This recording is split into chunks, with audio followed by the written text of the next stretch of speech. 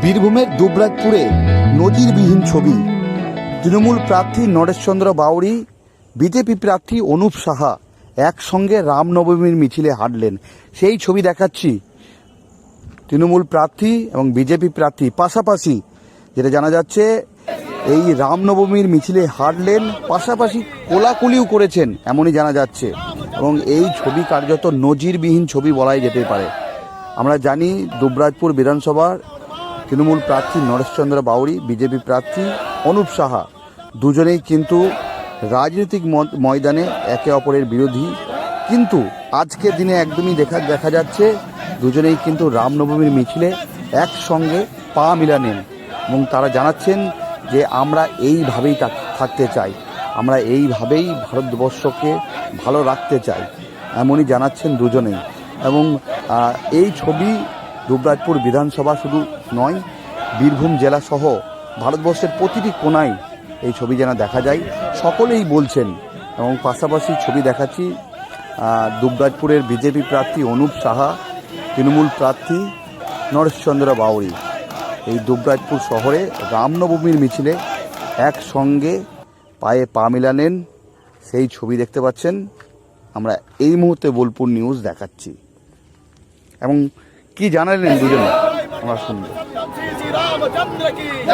দেখুন, আজকে রামনবমী শুভ।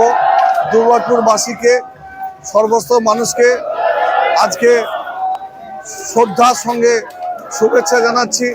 রাম সকলে, রাম কারো একার নয়। রাম শব্দ অর্থ হচ্ছে দুর্নীতি মুক্ত।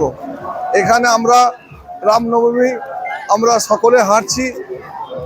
এখানে কে আগে বা পরে তা নয়, আমাদের পিছনে যেরকম বিশাল মিছিল, সেখানে আমরা শহর তৃণমূল কংগ্রেস চেয়ারম্যান ফিরোজদাতে শুরু করে আমরা সবাই রয়েছি। সেখানে আমরা মনে করি আজকে যে পদযাত্রাটা, সেটা দুবরাজপুরবাসীকে রামনবমীর শুভেচ্ছা জানাচ্ছি। সবাই ভালো থাকুন, শান্তি থাকুন, নিজে নিজে ধর্ম পালন করুন, আতঙ্ক পাওয়ার কিছুই নেই। এখানে আমরা মানুষকে সে অভয় বাড়িয়ে দিচ্ছি। এরা আগিয়ে গেছে, ওরা কয়েকটা লোককে করছে, আমরা আমাদের সমস্ত দুর্গবাসীকে নিয়ে সবাইকে নিয়ে আমরা হাঁটছি। এটা কোনো ব্যাপার নেই।